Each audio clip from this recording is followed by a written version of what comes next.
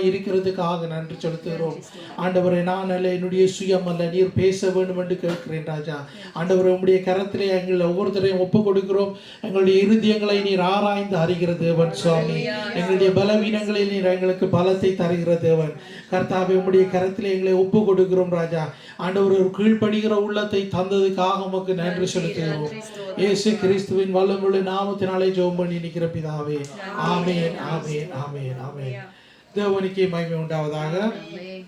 எத்தனை பேர் நீங்க போன கிழமை கேட்ட மெசேஜில் அந்த 17வது அதிகாரத்தை நீங்க வீட்டை வாசிச்சீங்க? தொடர்ந்து நீங்க வாசிங்க. என்ன ஆமென். ஞாபகப்படுத்தி நீங்க வாசித்திருக்கிறீங்க. சந்தோஷம். ஆண்டவர் உங்களோட பேசினாரா? ஆமென். வார்த்தைகளோட பேசினார். ஆமென். ஆண்டவர் ஒவ்வொரு வார்த்தைகள் இயேசு கிறிஸ்து அந்த இடத்திலே ஏறெடுக்கிற ஜெபத்திலே நாங்கள் அநேக காரியங்களை நாங்கள் கண்டுகொள்ளலாம். தேவன் பெரிய காரியங்களை செய்கிறார். உண்மையாகவே இப்படியாக நாங்கள் இன்னுமாய் வார்த்தையில வளருவோம். அவருடைய பாதத்திலே நாங்கள் காத்திருப்போம். ஆமென். இன்றைய நாட்களிலும் நாங்கள் பார்க்க போறது, இன்றைய நாட்களிலும் நாங்கள் பேதுருவை குறித்து நாங்கள் பார்ப்போம். ஆதி திருச்சபையை குறித்து நாங்கள் பார்ப்போம். தேவன் எப்படியாக பேதுருவை கொண்டு ஆண்டவர் ஆதி திருச்சபையை தொடக்கி அதை தொடர்ந்து இன்னும் நாங்கள் சபையாகவே நாங்கள் இருக்கிறோம். ஆண்டவர் பெரிய காரியங்களை செய்வார். ஆமென். நாங்கள் முதலாவதாக நாங்கள் பார்ப்போமா இருந்தால் அப்போஸ்தலர் 1வது அதிகாரத்திலே நாங்கள் பார்க்கிறோம். அதுக்கு முதல் நான் உங்களுக்கு ஒரு சிறிய காரியங்களை நான் விளங்கப்படுத்த விரும்புகிறேன். அதாவது ஆண்டவர் இயேசு கிறிஸ்து தன்னோடு கூட ஒரு 12 பேரை சேர்த்து கொண்டார் என்று நாங்கள் படித்திருக்கிறோம். இந்த 12 பேரும் அவரோடு எந்த நேரமும் இருந்தார்கள். அவருடைய சீஷர்கள் எனப்பட்டார்கள். அவர்கள் இயேசு கிறிஸ்துவிடத்திலிருந்து அநேகத்தை கற்றுக்கொண்டார்கள். அதற்கு பிறகு நாங்கள் பார்ப்போமா இருந்தால் அது மத்திய 10வது அதிகாரத்திலே 1வது வசனத்தில் நாங்கள் வாசித்துக் கொள்ளலாம். லூக்கா 10:1-2 நாங்கள் பார்ப்போமா இருந்தால் திரும்பவுமாக ஒரு 70 பேரை ஆண்டவர் நியமித்தார். அந்த 70 பேரோடு கூட திரும்பவும் அவர்கள் 2 பேராக அனுப்பி அவர்கள் தேவனுடைய வேலைகளை செய்கிறதுக்காக ஆண்டவர் அவர்களை அனுப்பி வைத்தார். திரும்பவுமாக நாங்கள் பார்ப்போமா இருந்தால் அப்போஸ்தலர்களே 1வது அதிகாரம் 15வது வசனத்திலே நாங்கள் வாசிக்கிறோம் 120 பேரை ஆண்டவர் நியமித்தார் என்று சொல்லி. இப்படியாக தொடர்ந்து ஆண்டவர் தன்னுடைய சபையை கட்டுவேன் என்று சொல்லி சொன்ன வார்த்தையின்படி தொடர்ந்து அந்த காரியங்கள் நிறைந்து கொண்டே வந்தது. இயேசு கிறிஸ்துவானவர் பூமியிலே வாழ்ந்த நாட்களிலே தன்னுடைய சீஷர்களுக்கு எல்லாவற்றையும் கற்றுக் கொடுத்தார். உவமைகள் கூடாக ஆண்டவர் கற்றுக் கொடுத்த காரியங்களை குறித்து அவர்கள் தனியே இருந்த நேரத்திலே அவர்கள் கேட்கிறார்கள், இயேசு கிறிஸ்துவிடத்திலே ஏன் இப்படி உவமைகளால் பேசுகிறீர்கள் என்று அவர் இன்னுமாக அவர்களுக்கு விளக்கி கொடுக்கக்கூடிய காரியங்களை அவர்கள் பெற்றுக்கொண்டார்கள். அதிலே கூட பேதுரு ஒரு உண்மையாகவே பேதுருவை நாங்கள் பார்க்கல. பேதுரு செய்த குழப்படி பிரச்சனைகள் அவருடைய அவிசுவாசங்கள் தான் எங்களுடைய கண்களுக்குள்ள நிற்கும். ஆனாலும் அவரை கொண்டு அவர் பெரிய காரியங்களை செய்திருக்கிறார். பேதுருவானவரை நாங்கள் பார்ப்போமா இருந்தால் இந்த 12 பேரில் பேதுருவை பார்க்கல. பேதுரு விசுவாசத்திலே அவர் தண்ணியில நடக்கல. அவர் தாண்டு கொண்டு போய்க்கல. இயேசு கிறிஸ்து அவரை பிடித்து எடுக்கிறார். பேதுரு சில நேரங்களில் சொன்ன வார்த்தைகள் நிமித்தம் ஆண்டவர் இயேசு கிறிஸ்து சொல்ல அப்பாவி போ சாத்தானே என்று சொல்லி கூட ஆண்டவர் பேசுகிறார். அதிலும் கூட பேதுருவை திருப்பமாக நீ பேதுருவாக இருக்கிறாய், உண்மையில் என் சபையை கட்டுவேன் என்று சொல்லி ஆண்டவர் அந்த வாக்குத்தத்தத்தையும் கூட கொடுத்தார். இப்படியாக பேதுருவை நாங்கள் பார்ப்போமா இருந்தால் பேதுருவை உலகத்து ரீதியாக பார்க்கல. அவர்கள் பேதுரு அதாவது பழைய காலத்திலே பேதுருவை இப்பவும் கூட அந்த கத்தோலிக் மதத்தில் பார்ப்போமா இருந்தால் பேதுருவுக்கு ஒரு முக்கியமான ஒரு இடத்தை கொடுத்திருப்பாங்க. அவர் தான் அதாவது நாங்கள் வாசித்து கொண்டு போமா சில பைபிள்களில் இல்லை, சில வேறு காரியங்களில் வேறு இதுகளில் இதை இணைத்த காரியங்களை நாங்கள் படிக்கும்போது அதில் சொல்லப்பட்டிருக்கிறது. அவர் தான் தொடக்கத்தில் இருந்த போப்ஸ் என்று சொல்லி கூட அப்படியாக அந்த கவுன்சிலில் அவருக்கு அந்த இடத்தை கொடுத்து அந்த கத்தோலிக் முறையிலே அவர்கள் அதை கவனித்து கொண்டு வருகிறார்கள். நாங்கள் இப்படியாக பார்த்துட்டு போய்க்கல. ஆண்டவர் இயேசு கிறிஸ்து இந்த பூமிக்கு கிறிஸ்தவர்களை ஆண்டவர் உருவாக்கினார். கிறிஸ்துவை நாடி இருக்கிற ஜனங்கள். நாங்கள் இப்போ நாங்கள் வாழ்ந்து கொண்டிருக்கிற காலத்தில் பார்ப்போம் என்றால் எத்தனையோ விதமான கிறிஸ்தவர்கள் இருக்கிறார்கள். எத்தனையோ விதமான கிறிஸ்தவர்கள் இருக்கிறார்கள் இந்த பூமியிலே. அவர்கள் சொல்கிறார், நாங்கள் எங்களுடைய கொள்கை தான் சரி, எங்களுடைய இதுதான் சரி என்று சொல்லி இப்படியாக ஒவ்வொருத்தரும் தங்களுடைய நியமங்களை அவர்கள் தங்களுக்குள்ளே உருவாக்கி கொண்டிருக்கிறார்கள். ஆனாலும் ஆண்டவர் கொடுத்த இந்த 10 கட்டளை தான். அந்த 10 கட்டளைக்குள்ள நாங்கள் பார்த்துக்கொள்ளணும். ஆனால் 10 கட்டளையும் ஆண்டவர் திரும்பவுமாக புதிய பாடலில் பாக்கிக்கல ஆண்டவர் சொல்லுகிறார், நீ 2 கட்டளை தான் ஆண்டவர் கொடுத்தார். நீ ஆண்டவரை நேசி, மற்றவனை நேசி. இதுதான் ஆண்டவர் இயேசு கிறிஸ்து அந்த கொடுத்த 613 காரிய ஆதியாமத்திலேருந்து கொடுக்கப்பட்ட, அதாவது பழைய பாட்டில் கொடுத்தது, திருப்ப 10 கட்டளை எழுதக்கூடாது, இதெல்லாம் கொடுத்து வரைக்கும் ஜனங்கள் இதன்படி வாழுகிறதுக்கு அவங்களுக்கு கஷ்டமாக இருந்தது. ஏனென்றால் கிறிஸ்துவன்னு சொல்லிக்கலே அதுக்கு ஒரு எதிர்ப்பு உண்டு. கிறிஸ்துவை பற்றி நாங்கள் வெளியில் நாங்கள் யாருக்காவது அறிவிக்கலே ஒரு எதிர்ப்போடு தான் நிற்பார்கள் அவர்கள். ஏன் கிறிஸ்து தனியான்னு சொல்லி, கூட சமயம் தான் சரியான்னு சொல்லி அப்படியாக வாக்குவாதப்படுறவர்கள் உண்டு. ஆனால் கிறிஸ்து தான் இந்த பூமிக்கு பலியாக கொடுக்கப்பட்டார். ஆமே. நாங்கள் பார்ப்போம். நாங்கள் 1வது அதிகாரத்திலே நாங்கள் பார்ப்போம்.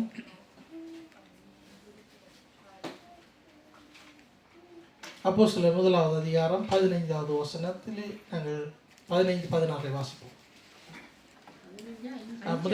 முதல் இதை வாசிப்போம். முதல் இதை வாசிப்போம். 5-6. அன்றியும் அவர்கள், ஆகையால் நீங்கள் எருசலேமை விட்டு போகாமல் என்னிடத்தில் கேள்விப்பட்ட பிதாவின் வாக்குத்தத்தம் நிறைவேற காத்திருங்கள் என்று கட்டளையிட்டார். அப்பொழுது கூடி வந்தவர்கள் அவரை நோக்கி, ஆண்டவரே, இக்காலத்தில் ராஜ்யத்தை இஸ்ரவேலுக்கு திரும்ப கொடுப்பீர் என்று கேட்டார்கள்.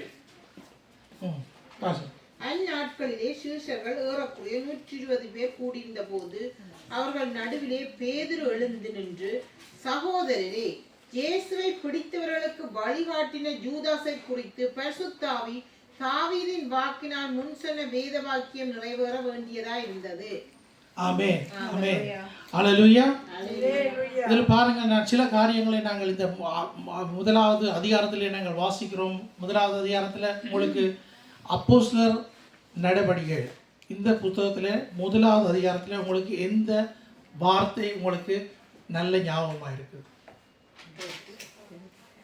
யாருக்காவது ஏதாவது ஒரு வசனம் சொல்லுங்க. ஏதாவது வசனத்தை சொல்லுங்க. நீங்க எனக்கு பெந்தெகோஸ்தே நாளில் அவர்கள் கூடி இருக்கும் பொழுது ஆவியானவர்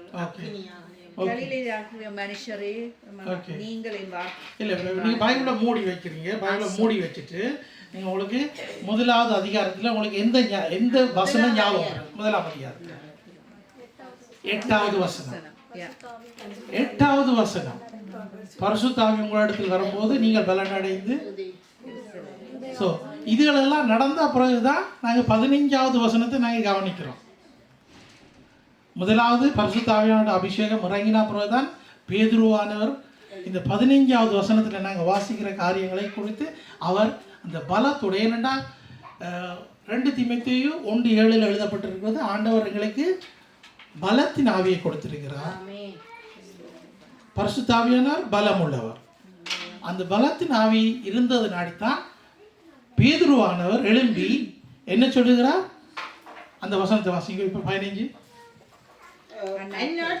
அந்நாட்களில் சீஷர்களில் ஏறக்குறைய 120 பேர் கூடியிருந்த போது அவர்கள் நடுவிலே பேதுரு எழுந்து நின்று வாசிங்க. சகோதரரே, இயேசுவை பிடித்தவர்களுக்கு வழிகாட்டின யூதாசை குறித்து பரிசுத்த ஆவி தாவீதின் வாக்கினால் வேத வாக்கியம் நிறைவேற வேண்டியதா இருந்தது. இதுல கவனிக்கிறோம் என்னென்றால், பேதுருவானவர் அந்த இடத்துல எழுந்து நின்று சொல்லுகிறார், யூதாசை அந்த இடத்துல இருந்து யூதாஸ் அவருடைய சீட்ல இருந்து அவர் விலகி போயிட்டார். யூதார் அந்த இடத்துல இருந்து போயிட்டார். இப்போ நிற்கிறார்கள் 11 பேர். ஆனால் அந்த 11 பேரோட சேர்த்து இருக்கிறார்கள் 120 பேர் எல்லாரும்.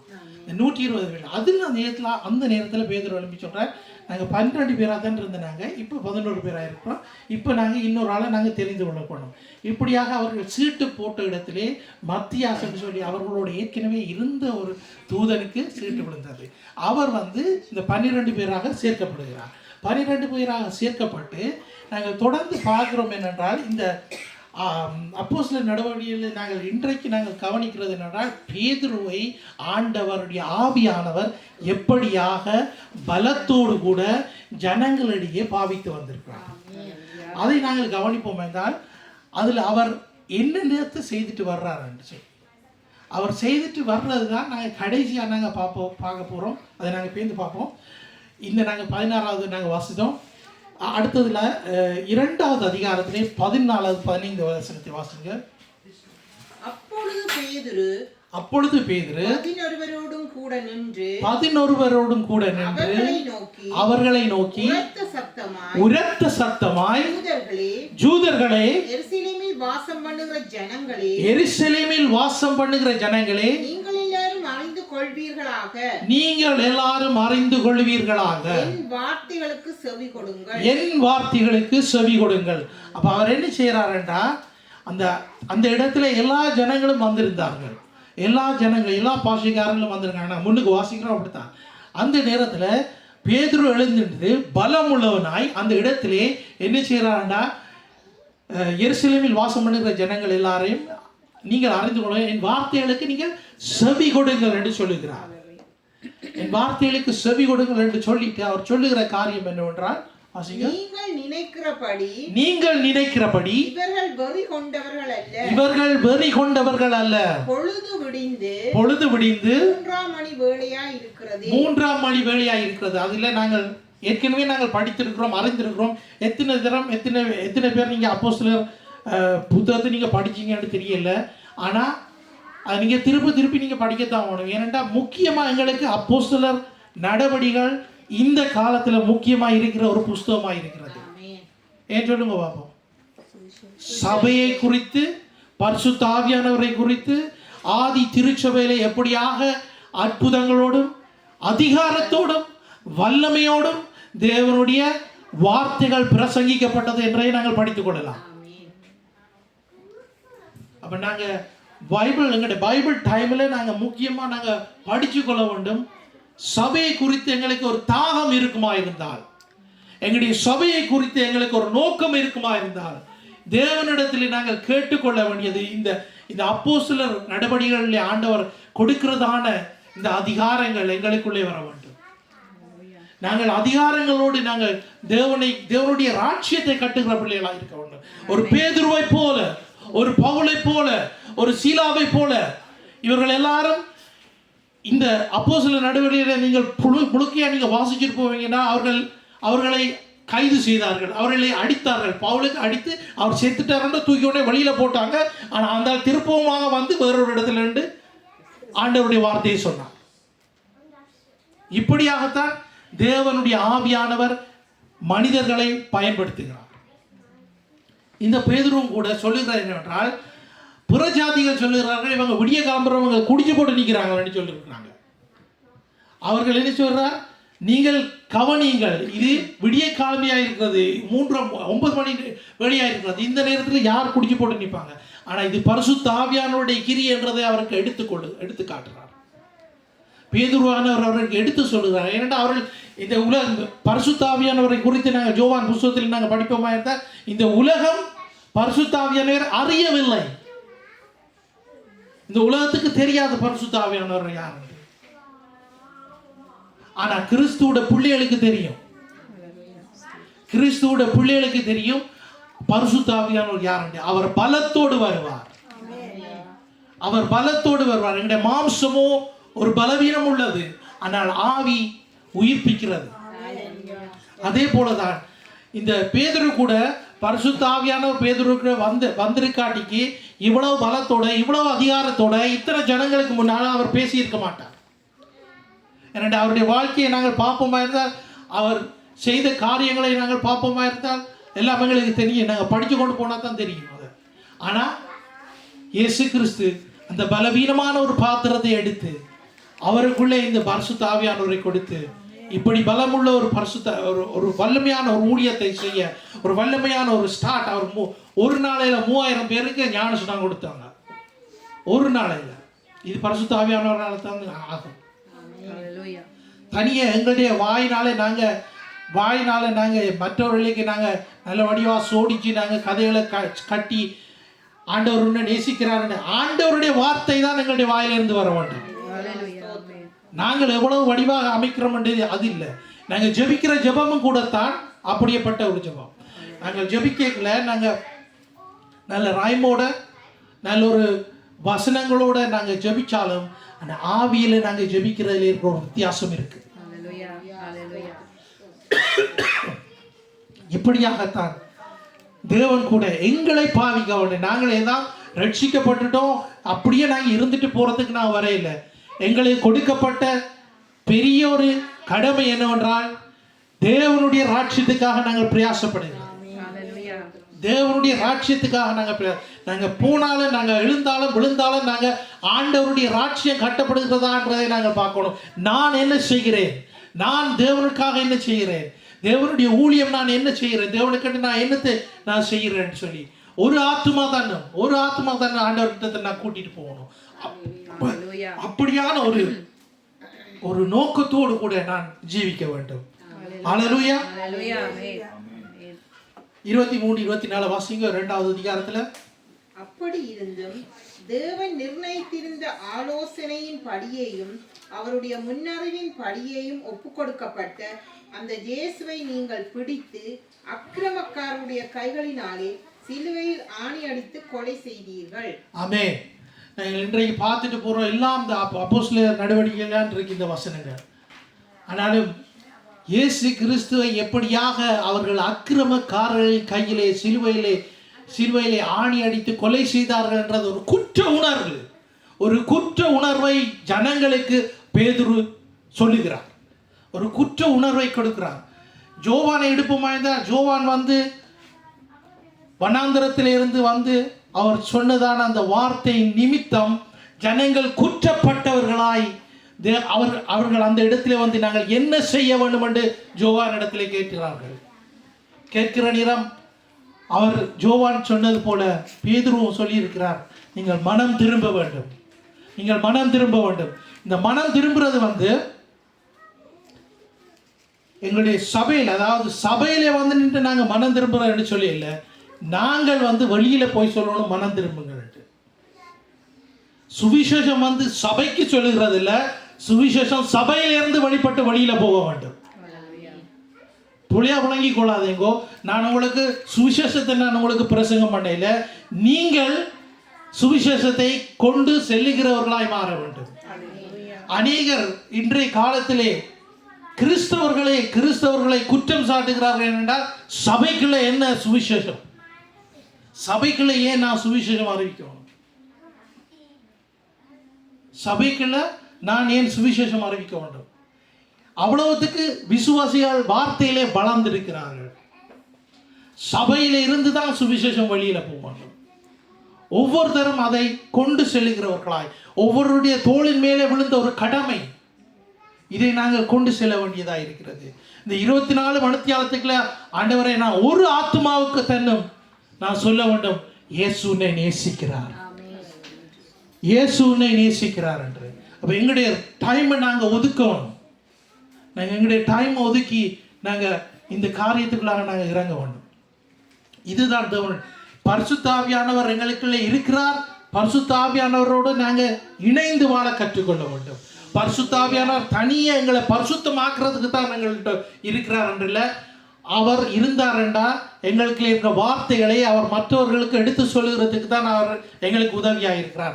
அவர் இயேசு கிறிஸ்துவை மகிமைப்படுத்துகிறவராக இருக்கிறார். இப்படியாகத்தான் நாங்கள் வாழணும். இப்படியாக நாங்கள் வளர்ந்தால்தான் சபையிலே ஆண்டவர் ஜனங்களை அனுதினம் சேர்த்து கொண்டிருப்பார். ஆமென். அல்லேலூயா. 24வது வாசிச்சிட்டீங்க. 24 வாசம். தேவன் அவருடைய மரண உபாதிகளின் கட்டை அவிழ்த்து அவரை எழுப்பினார். அவர் மரணத்தினால் கட்டப்பட்டிருக்க கூடாதிருந்தது. பாருங்கள், இயேசு கிறிஸ்து மரணத்தினால் கட்டுப்பட்டிருக்க கூடாதபடிக்கு தேவன் அவரை எழுப்பினார் என்று இதே காரியத்தை தான் நாங்கள் எங்க வாசிக்கிறோம் சொல்லுங்க பாப்போம். எல்லாருக்கும் தெரிஞ்சிருக்க வேண்டிய வார்த்தை உண்டு. எல்லாருக்கும் தெரிஞ்சிருக்க வேண்டிய, அதாவது விசுவாசம் உள்ளவனாகி ஞானஸ்தானம் பெற்றவனுக்கு தெரிஞ்சிருக்க வேண்டியதான வார்த்தை. ரோமர் 9வது அதிகாரம் 9-10 வசனங்கள். விசுவாசித்து நான் ஞானஸ்தானம் அடிக்கிறேன், ஆனால் ஆண்டவர் தேவன் கிறிஸ்துவை மரித்தோரிலிருந்து எழுப்பினார் என்றதை நான் விசுவாசிக்கிறேன். என்னண்டு? தேவன் கிறிஸ்துவை மரித்தோரிலிருந்து எழுப்பினார் என்றதை நான் விசுவாசிக்கிறேன்.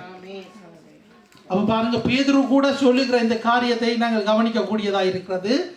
பேதுரு என்ன செய்கிறார்? அந்த ஜனங்களுக்கு ஒரு குற்ற உணர்வை கொடுத்தார். அந்த ஜனங்கள் ஆண்டவர் இயேசு கிறிஸ்துவை சிலுவையில் இருந்தார். ஒரு கூட்ட ஜனம் எந்த நேராவது இருக்காது, அதாவது ஏதாவது ஒரு சின்ன ஒரு காரியத்தை நாங்கள் சொல்லிவிட்டோம்டா,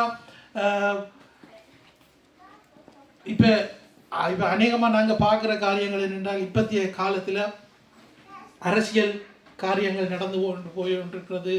எலெக்ஷன் வரப்போகிறது இந்தியாவில். இனி ஜெர்மனில் பார்ப்போமாட்டா, ஒவ்வொரு சனிக்கிழமையும் அவங்களுக்கு அது ட்ரெடிஷனாகி வந்துட்டு சர்ச்சுக்கு போக மாட்டாங்க ஞாயிற்றுக்கிழமை, ஆனால் வெளியில் போய் ஊர்வலத்துக்கு போவாங்க ஒவ்வொரு சனிக்கிழமையும். எந்த நாடு ஒழுங்காக இருக்கணும்னு சொல்லி. அதுக்கும் ஜெர்மன்காரன் தன்னை நாட்டுக்கு போக மாட்டான். ஈரான்லேருந்து வந்தவன் தன்னை நாட்டுக்கு போவான், சீரியாவிலேருந்து வந்தவன் தன்னை நாட்டுக்கு போவான், துருக்கியிலேருந்து வந்தவன் தன்னை நாட்டுக்காக போவான், தமிழன் கூட தன்னை நாட்டுக்காக போவான். ஆனால் சொந்த ஜனங்கள், இந்த நாட்டு ஜனங்கள் தங்களோட நாட்டுக்காக போகிறது நான் இதுவரைக்கும் காண இல்லைண்ணா. முந்தி போயிருக்காங்க, இப்போ காண இல்லைண்ணா. இது வழக்கமாக ஒவ்வொரு சனிக்கிழமையும் நடக்கிறது. சர்ச்சுக்கு போக மாட்டாங்க, ஆனால் சனிக்கிழமையோட கொடியை தூக்கிட்டு போயிடுவாங்க தங்களோட நாடு. ஆனால் எங்களுக்கு ரட்சிப்பை தந்த தேவனை நாங்கள் எப்படியாக நாங்கள் அறிவிக்க வேண்டும்? எங்களுக்கு ரட்சிப்பை தந்த தேவனை நாங்கள் அறிவிக்க வேண்டும். இப்படியாகத்தான் பேதுரு கூட அவர் சொல்லி காட்டுகிறார் ஜனங்களுக்கு, நீங்கள் அவரை கொலை செய்தீர்கள், நீங்கள் அவரை கொலை செய்தீர்கள் என்று சொல்லி. அவர்கள் குற்றம் உள்ளவர்களாய் அவர்களுடைய மனம் மாற்றப்பட்டது. அவருடைய மனம் மாற்றப்பட்டது. நாங்கள் அடுத்த வார்த்தையை நாங்கள் பார்ப்போம்.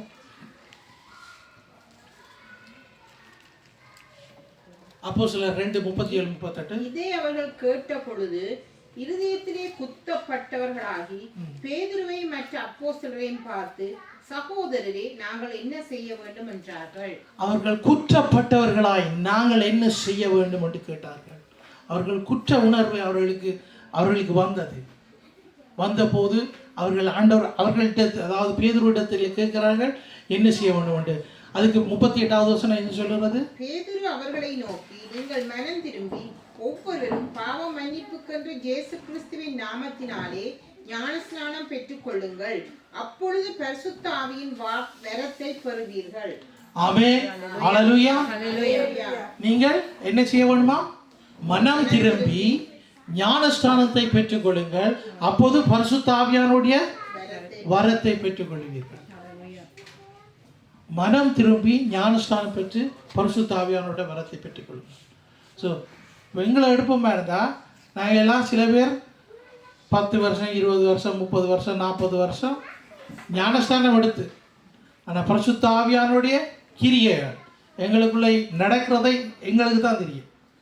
நான் எவ்வளவுத்துக்கு ஆவியினாலே நிரப்பப்பட்டிருக்கிறேன் எனக்கு தான் தெரியும். ஸோ இப்போ நாங்களே எங்களை கணக்கு போட்டுக்கொள்ளலாம், எவ்வளவுத்துக்கு நான் இன்னும் வளர வேண்டும். இப்போ நாங்கள் எவ்வளோத்துக்கு இன்னும் வளர வேணும்னு சொல்லி நாங்கள் 1 பேதுருவில் நாங்கள் வாசிக்கிறோம்.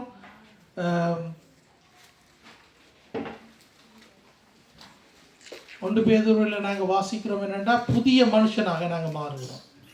நாங்கள் புதிய சிருஷ்டியாக மாறி நாங்கள் சின்ன பிள்ளைகளை போல் நாங்கள் பால் குடிக்கிற நேரத்தில் நாங்கள் அந்த பாலை குடித்தோம். இப்போ இறைச்சி சாப்பிட்டு கொண்டு இருக்கிறோம், நல்லா குழந்தை இருக்கிறோம். ஆனால் ஆவிக்குரிய ரீதியில், ஆனால் எங்களுக்குள்ள இருந்து என்ன கனிகள் புறப்பட வேண்டும், வரங்கள் புறப்பட வேண்டும்.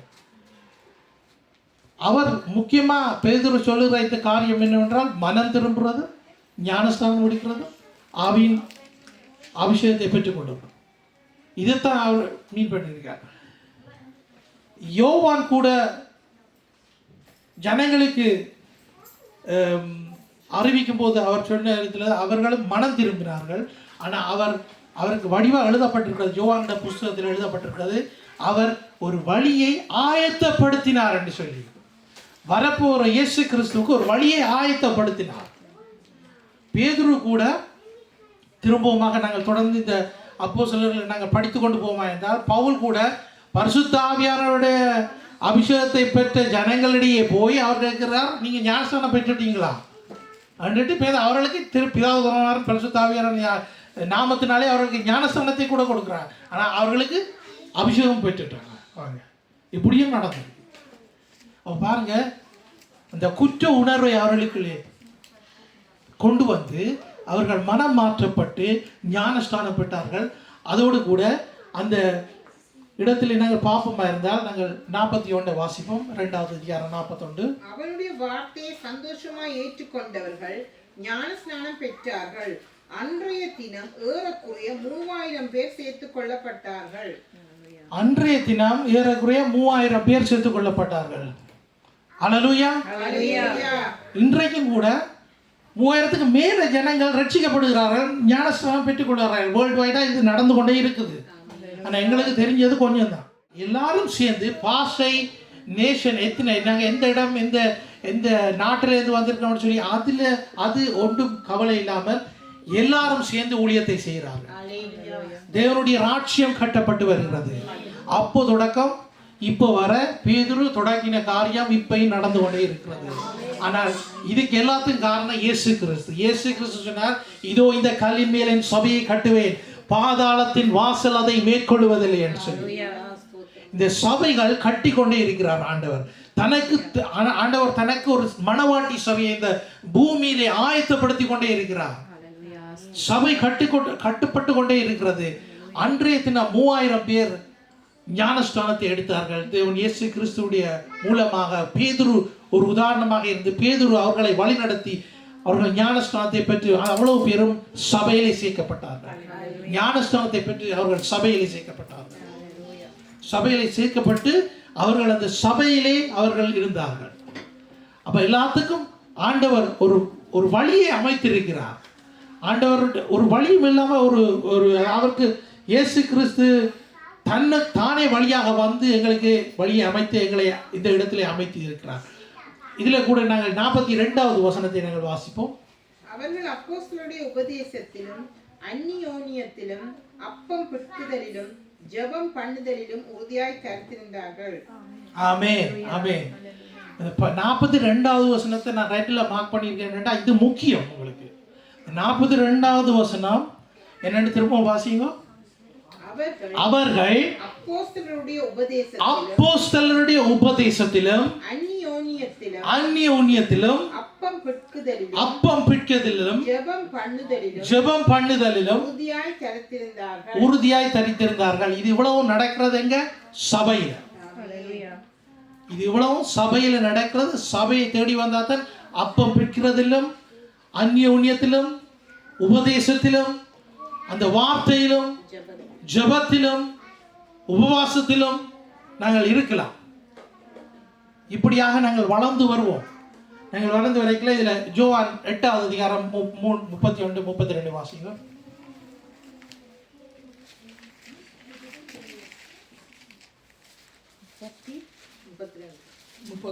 சத்தியத்தையும் அறிவீர்கள், சத்தியத்தை அறிவீர்கள், சத்தியம் உங்களை விடுதலையாக்கும் என்றார்.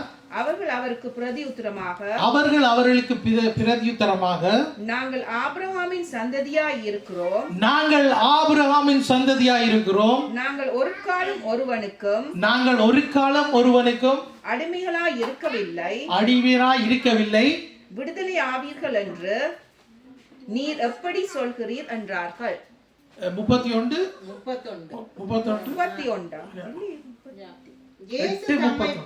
இயேசு தம்மை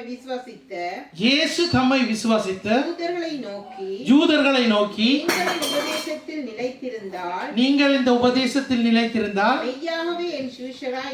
மெய்யாகவே என் சீஷராய் இருப்பீர்கள். சத்தியத்தை அறிவீர்கள், சத்தியம் உங்களை விடுதலையாக்கும். அல்லேலூயா, அல்லேலூயா. அப்ப இயேசு கிறிஸ்து என்ன சொல்லுகிறார்? நீங்க சத்தியத்தை அறிவீர்கள், சத்தியம் உங்களை விடுதலையாக்கும். இந்த சத்தியத்தை தவிர பவுல் கூட நல்ல வழிவாக சொல்லுகிறார், இந்த சத்தியத்தை விட வேறு யாராவது தூதர்களாவது வந்து இந்த சத்தியத்தை சொன்னா நீங்க நம்பாதீங்க சொல்லி. இதுதான் சத்தியம். ஆண்டவர் இயேசு கிறிஸ்து எனக்காக பலியானார். அவர் எனக்காக தன்னை தானே ஒப்பு கொடுத்தார். அவருக்கு கூடாக எனக்கு ரட்சிப்பு வந்தது. இதுதான் சத்தியம். சத்தியம். அதுல இன்னொரு வசனம் சொல்லுது, சத்தியத்தின் ஆவியானவர் எங்களை சத்தியத்துல வழி நடத்துவார். யோவான்ல இருக்குது.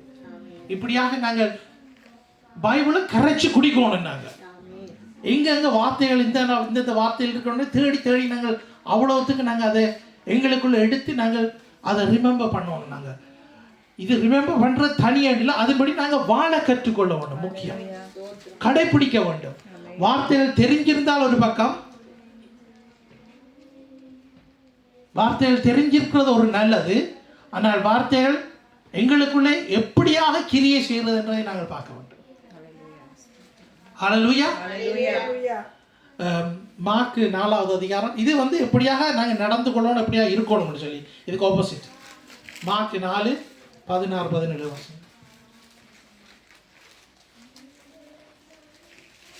அப்படியே வசனத்தை கேட்டவுடனே அதை சந்தோஷத்தோடு ஏற்றுக்கொண்டும் தங்களுக்குள்ளே வேர் கொள்ளாதபடியால் கொஞ்ச காலம் மாத்திரம் நிலைத்திருக்கிறார்கள். வசனத்து நிமித்தம் உபத்திரவமும் துன்பமும் உண்டானவுடனே இடறல் அடைகிறார்கள். இவர்களே கற்பாறை நிலத்தில் விதைக்கப்பட்டவர்கள். ஆமென். ஹல்லேலூயா. எத்தனை பேருக்கு இந்த ஓமை தெரியுது? கற்பாறையிலே விதைக்கப்பட்ட விதை. அவ பாருங்க, ஒரு கொஞ்ச காலத்துக்கு நான் ஆண்டவர் இயேசு கிறிஸ்துவை நான் ஆண்டி கொண்டு கொஞ்ச காலத்துக்கு நான் ஆண்டவரோடு நான் நடத்து திரும்ப விட்டுட்டு போவனா இருந்தா நான் கற்பாறையில் நான் விதைக்கப்பட்ட விதை. அதுக்கு ஒப்பான வசனம் தான் 8வது அதிகாரம் 31-32. சத்தியத்திலே நாங்கள் நிலையா நிற்க வேண்டும். சத்தியத்தில் நிலையா நிற்க வேண்டும். நாங்கள் இந்த உவமையை நாங்கள் படிக்கல, அந்த உவமையில நல்ல நிலத்தில் விழுந்த விதையாக எங்களை நாங்கள் பார்த்துக்கொள்வோம். ஒரு கொஞ்ச காலத்துக்கு நான் இருந்துட்டு கொஞ்ச காலத்துக்கு நான் ஆண்டவரை விட்டுட்டு போய் எத்தனையோ பேர் சத்தியம் தெரியும், வசனம் தெரியும், ஆனால் அவங்களுக்கு ஆண்டவர் இயேசு கிறிஸ்துவை விட்டு விலகிட்டாங்க, சபையை விட்டு விலகிட்டாங்க, வெளியில தான் இருக்கிறாங்க. அப்படியாக இருக்கக்கூடாது. மரண பரியந்தம் ஆண்டவர் இயேசு கிறிஸ்து அவர் தான் எனக்கு எல்லாம். நான் இறந்தாலும் மரணத்தை அவர் வென்றவர், அப்ப நானும் வெல்லுவேன். அந்த ஒரு நிச்சயம் எங்களுக்குள்ள இருக்கணும். எங்களுக்கு கொடுக்கப்பட்ட காலங்கள் நாங்கள் சங்கீத புஸ்தகத்தில் வாசிப்போமே தான் மிஞ்சி போகிறோம் 70 வருஷம். இப்போ 70 வருஷம்னா எல்லாரும் எங்களோட ஏஜை பார்த்துட்டு நாங்கள் என்ன செய்யணும், நாங்கள் இன்னும் ஆண்டவருக்கு நான் என்னத்தை செய்யணுமோ அவ்வளோத்து நான் கெதியாக நான் செய்ய பார்ப்பேன். டைமை வேஸ்ட் பண்ணக்கூடாது. இருக்கிற காலத்தை நாங்கள் ஆதாயப்படுத்திக் கொள்ளணும். அறுவடை மீதி வேலையாட்களோ ஒரு கொஞ்சம் என்று சொல்லப்பட்டிருக்காது. அப்போ நான் எவ்வளவுத்துக்கு தேவனுக்காக நான் பிரயாசப்படுகிறேன், ஆண்டவருடைய ராட்சியம் கட்டப்படுறதுக்காக நான் எப்படி பிரயாசப்படணும்னு நான் திரும்பவும் ஒரு செல்ஃப் செக் கொண்டு நான் பார்த்துக்கணும். சில வேளையில் நாங்கள் சில நேரங்களில் நாங்கள் செய்கிற காரியங்கள் எங்களுடைய வழக்க தோஷங்கள் எங்களுடைய நாளுக்கு நாள் நாங்கள் செய்து கொண்டிருக்கிறதாங்க. வருஷமாக கிழமையா மாதமாக ஒவ்வொரு நாளும் செய்கிற காரியங்களை நாங்கள் கொஞ்சம் சிந்திச்சு பார்ப்போமா இருந்தால் நாங்கள் நோட் பண்ணி பார்க்கணும். என்ன செய்கிறேன்னா என்னத்துக்காக நான் வாழுறேன் சொல்லுவாங்க. அதாவது ஜிண்டஸ் லேப் பண்ணுவாங்க. அதாவது என்னத்துக்காக என்னத்துக்காக இந்த சின்னண்டா என்ன சொல்றாங்க, இல்லை அது வேற. அதாவது என்ன பிரயோஜனம் என்ற அந்த காரியம் எங்களுடைய வாழ்க்கையில் என்ன பிரயோஜனம் என்ற பார்க்க போனால் இயேசு கிறிஸ்துவை சொந்த ராஜாராக ஏற்றுக்கொள்கிறது தான் அந்த பிரயோஜனம், வாழ்க்கையில் பிரயோஜனம். ஸோ அதோட ஃபுல் ஸ்டாப். அதுக்கு மேல் மிச்சமாக ஒன்றும் இல்லை. மிச்சம் முழுக்க நாங்கள் மாம்சத்தில் எங்களுக்கு தேவையான காரியங்கள், எங்களுடைய வேலையோ குடும்பமோ வீடோ காரோ எனக்கு கொஞ்சத்தை செய்து வச்சிருக்கிறோம், இதுகளெல்லாம் அவங்களுடைய மாம்சமான காரியங்கள். ஆனால் ஆண்டவர் தந்தது எங்களுக்கு தன்னுடைய ஜீவனை தந்தார். ஆண்டவரை நான் அறிஞ்சு கொள்ளணும், இதுதான் முக்கியம். அதன்படி நான் வாழ கற்றுக்கொள்ளணும். ஹல்லேலூயா. மூன்றாவது அதிகாரத்திலே ஒன்று நீங்கள் இதில் கணக்கை வாசிக்கணும். நீங்கள் அதை வாசிக்காமல் தனியாக நீங்கள் முதலாவது வசனத்தை வாசிங்க. ஜெப வேளையாகிய 9ஆம் மணி நேரத்திலே பேதுருவும் யோவானும் தேவாலயத்துக்கு போனார்கள். அவர்கள் போனார்கள். அதுக்கு அடுத்ததில் நாங்கள் வாசிக்கிறோம். ஒரு என்ன அடுத்த வசனம் சொல்லுது, பிறவியிலே பிறக்கேக்கிலே முடவனாக இருந்த ஒரு சப்பானியாக இருந்த ஒரு மனிதன் அந்த இடத்துல இருக்கிறான்.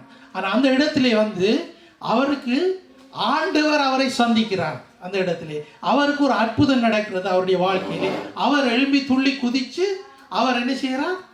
ஆண்டவருடைய நாமத்தை மகிமைப்படுத்துகிறார். இதுக்கு என்ன நடக்குதுன்னா, மற்ற பக்கத்தால் அவர்களுக்கு எதிர்ப்பு நடக்குது. நன்மை செய்கிறார்கள், ஆண்டவர் இயேசு கிறிஸ்துவால் அவர்களுக்கு விடுதலை கிடைக்கிறது. ஆனால் இன்னொரு பகுதி நின்று பரிசேயரும் சதுசேயரும் நின்று கொண்டு இல்லை இப்படி செய்யக்கூடாதுன்னு சொல்லி அவர்கள் அதுக்கு என்றார். இயேசு கிறிஸ்து கூட ஓய்வு நாளில் ஒரு ஆளை சுகமாக்கினா அதுக்கும் எதிராகத்தான் நின்றாங்க. பாருங்க மனுஷன் எப்படியாக நிற்கிறான். இது வந்து அந்த காலத்தில் நடந்தது. ஆனால் இப்போ இந்த இதெல்லாம் ஒன்றும் கிடைக்கல. ஆனால் அற்புதத்தை செய்த அற்புதத்தை எடுத்துக்கொள்வாங்க, ஆண்டவரை மறந்துடுவாங்க. 10 குஷ்ட நோயில் ஒரே ஒரு ஆள் தான் திரும்பி வந்தது. ஒரே ஒரு ஆள் தான் திரும்பி வந்தது. பாருங்க, பேதுருவால ஆண்டவர் பெரிய காரியங்களை செய்தார். இப்படி நாங்கள் தொடர்ந்து ஒவ்வொரு இது அதிகாரமாக நாங்கள் பார்த்துட்டு போகலாம். நாங்கள் அடுத்த வசனத்தை என்ன பார்ப்போம். நாலாவது அதிகாரத்திலே 8. அப்பொழுது பேதுரு பரிசுத்த ஆவியினாலே நிறைந்து அவர்களை நோக்கி, ஜனத்தின் அதிகாரிகளே, இஸ்ரவேலின் மூப்பர்களே, புனியாளியாயிருந்த இந்த மனுஷனுக்கு செய்யப்பட்ட உபகாரத்தை குறித்து எதினாலே இவன் ஆரோக்கியமானான் என்று நீங்கள் இன்று எங்களிடத்தில் விசாரித்து கேட்டால், உங்களால் சிலுவையில் அறையப்பட்டவரும் தேவனால் மற்றொரிந்து எழுப்பப்பட்டவருமாகிய நசரேயனாகிய இயேசு கிறிஸ்துவின் நாமத்தினாலேயே இவன் உங்களுக்கு முன்பாக சொஸ்தமாய் நிற்கிறான் என்று உங்கள் எல்லாருக்கும் இஸ்ரவேல் ஜனங்கள் எல்லாருக்கும் தெரிந்திருக்க கடவுது. ஆமென். இயேசு கிறிஸ்துவினாலே தான் அவனுக்கு ஒரு மீட்பு கொடுக்கப்பட்டது. இயேசு கிறிஸ்துவினாலே தான் சுகம் கொடுக்கப்பட்டது. அப்ப இப்படி கொடுக்கப்பட்டது ஒரு காரியத்தை கூட அவர்கள் மாறாக மற்ற மாதிரி அவர்கள் அதை எடுத்துக்கொண்டு இல்லை இது நாங்கள் இதை கரெக்ட் பண்ணிடலாமே இருக்குது, இதை நாங்கள் எடுத்துக்கொள்ளலாமே இருக்குன்னு சொல்லி பேதுருவோடு கூட இதுன்றார்கள். பேதுரு கடைசியாக எங்கே போகிறான்? ஜெயிலுக்குள்ளே கூட பேதுருவை சிறைக்குள்ளே போடுறாங்க. போட்டு இப்படியாக செய்து கொண்டு போய்க்கல. 24வது வசனம் வாசிங்க. அவர்கள் அதை கேட்டு ஒருமனப்பட்டு தேவனை நோக்கி சத்தமிட்டு, கர்த்தாவே, நீர் வானத்தையும் பூமியையும் சமுத்திரத்தையும் அவைகளில் உள்ள ஜாவற்றையும் உண்டாக்கின தேவனாய் இருக்கிறீர். புறஜாதியோர் கொந்தளித்து ஜனங்கள் விருதா காரியங்களை சிந்திப்பார்கள். இது சங்கீதத்திலே வருது. 2வது சங்கீதத்திலே இப்படி வசனம் வருது. இப்படியாக நாங்கள் பார்த்துட்டு போக மாட்டோம். ஒவ்வொரு காரியத்தை நாங்கள் பார்த்துட்டு போகலாம். எப்படியாக பேதுரு அதாவது ஆண்டவரால் பாவிக்கப்பட்டார், ஆவியானவரால் எப்படியாக பாவிக்கப்பட்டார், அவர்கள் கூடாக எப்படியாக சபை கட்டப்பட்டது, அவர்கள் கூடாக எப்படியாக மற்றவர்கள் மனம் திரும்பினார்கள் என்றதை நாங்கள் கவனிக்கக்கூடியதாக இருக்கிறது. இப்படியே நாங்கள் தொடர்ந்து நாங்கள் பார்த்துட்டு போய்க்கல. கடைசியாக அந்த இடத்திலே சொல்லப்படுகிறது கூட ஆதி திருச்சபை அந்தியோகியாவை பற்றி வருகிறது. அதை பார்ப்போம். நாங்கள் இருக்கா 4வது அதிகாரம் 32-37. விசுவாசிகளாகிய திரளான கூட்டத்தார் ஒரே இருதயமும் ஒரே மனமும் உள்ளவர்களாய் இருந்தார்கள். ஒருவனாகிலும் தனக்குள்ளதை ஒன்றையும் தன்னுடையது என்று சொல்லவில்லை. ஓகே, இதுல இப்ப அப்படியே நாங்க அப்படியே பார்த்துட்டு போனா என்னண்டா, ஒரு ஜன கூட்டம் இயேசு கிறிஸ்துவை நாடி இயேசு கிறிஸ்துவை சொந்த ரட்சகராக ஏற்றுக்கொண்டு அவர் பின்னே போக தொடங்கினார். அது மாத்திரமல்ல, அவருக்கு தொடக்கத்தில் யார் இருந்தால் பேதுருவே இருந்தால் பேதுரு அவர்களை அப்படியே வழி நடத்தி கொண்டு போகிறார். அந்த நேரத்தில் தான் கிறிஸ்தவர்கள் என்று சொல்லி அந்தியோகியாவில் முதலாக கிறிஸ்தவர்கள் என்று சொல்லி பெயர் கொடுக்கப்பட்ட அந்த ஒரு கூட்ட ஜனம் தான் கிறிஸ்தவர்களாக அப்போ தொடக்கம் இப்பயும் வந்து கொண்டிருக்கிறாங்க. ஆனால் இப்போ நாங்கள் அந்தியோகியாவில் உலகமெங்கும் கிறிஸ்தவர்கள் உருவாக்கப்பட்டிருக்கிறாங்க. இதில் கிறிஸ்தவர்களுக்கு இதில் நாங்கள் பார்க்குற இன்னொரு காரியம் என்னென்றால், கிறிஸ்தவர்களுக்கு எதிராக கூட எழும்பினாங்க. ஏன் பேதுருவை திரும்ப என்ன செய்கிறாங்க? அவங்க சிறையில் போடுறாங்க. இதுக்கு பேதுருவோட காரியங்களை நாங்கள் பார்த்துட்டு போய்க்கல. பேதுருக்கு பிறகு பேருந்து பவுல்கிட்ட காரியங்களை நாங்கள் கவனிக்கக்கூடியதாக இருக்குது. பேதுரு கூட பரிசுத்த ஆவியானவரால் சிறையிலிருந்து வெளியிலே கூட்டி வரப்படுகிறார். அவர் கூட்டிட்டு வரையில அவருக்கு தெரியாது, அதாவது தேவதூதன் தன்னை கூட்டிட்டு போறான்னு அவருக்கு தெரியாது. வெளியில வந்த பிறகுதான் அவருக்கு தெரியுது இது தேவதூதனுடைய காரியம்னு சொல்லி. எப்படியாக பேதுரு பரிசுத்த ஆவியானவரால் வழி நடத்தப்படுகிறார், தூதர்களால் அவர்கள் வழி நடத்தப்படுகிறார். ஆனால் எல்லாத்துக்கும் மேலாக அவர் இயேசு கிறிஸ்து மேல வாய்த்திருந்து விசுவாசம் அவரை இவ்வளவு கொண்டு வந்தது. அல்லேலூயா. இப்படியாக கொண்டு வந்து அவரை தொடர்ந்து அவரை எப்படி வழி நடத்திட்டு போய்க்கல. கடைசியாக இந்த இடத்துல 11வது அதிகாரத்தில் நாங்கள் பார்க்கிறோம். இதுல சொல்லப்படுகிறது 11:26 வாசிங்க. அவர்கள் ஒரு வருஷ காலமாய் சபையோட கூடியிருந்து அநேக ஜனங்களுக்கு உபதேசம் பண்ணினார்கள். முதல் அந்தியோகியாவிலே சீஷர்களுக்கு கிறிஸ்தவர்கள் என்று பெயர் வழங்கிட்டு. இப்போ உங்களை காணுறவங்க கிறிஸ்தவர்கள் என்று உங்களை சொல்லுறதுக்கு ஒரு, அதாவது அதாவது மாம்சத்துக்கு மேலான ஒரு காரியம் இருக்கிறது என்றால் எங்களுக்குள்ள இருக்கிறதான பரிசுத்த ஆவியானவர் வெளிப்படுகிறதான காரியம். அதுதான் முக்கியம். எப்படியாக பரிசுத்த ஆவியானவர் எங்களுக்குள்ள இருந்து வெளிப்படுகிறார். நான் கொஞ்சம் காலத்துக்கு முதல் ஒரு மெசேஜில் சொல்லியிருந்தேன், நாங்கள் எப்படியாக ஷைன் பண்ணுவோம்னு சொல்லி, இந்த உலகத்துக்கு நாங்கள் எப்படியாக வெளிச்சமாக இருக்க வேண்டும்னு சொல்லி. அதைத்தான் ஆண்டவர் எங்களிடத்தில் எதிர்பார்க்கிறார்.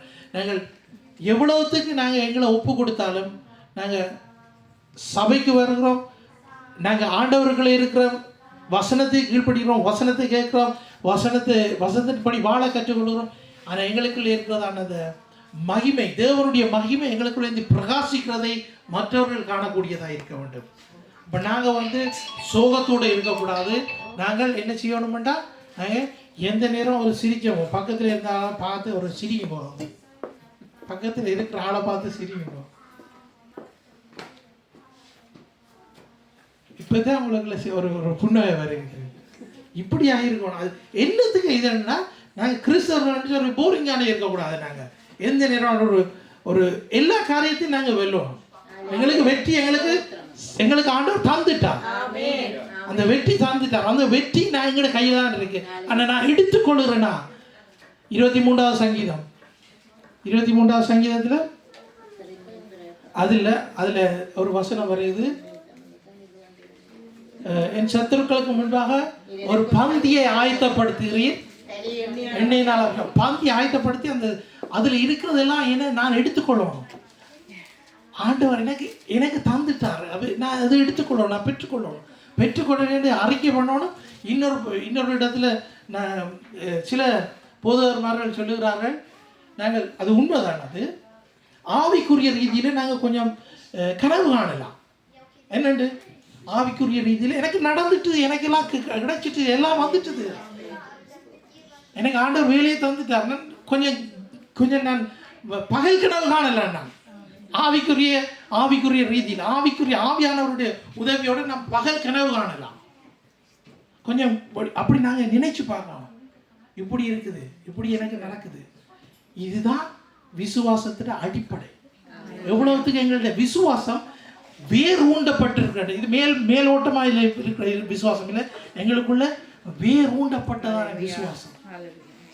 ஒவ்வொருத்தரும் எங்களை ஆண்டவர் எங்களை பார்க்கல, எங்களுடைய வேர் எவ்வளவுத்துக்கு ஊண்டி இருக்குன்னு தான் பார்க்குறாரு.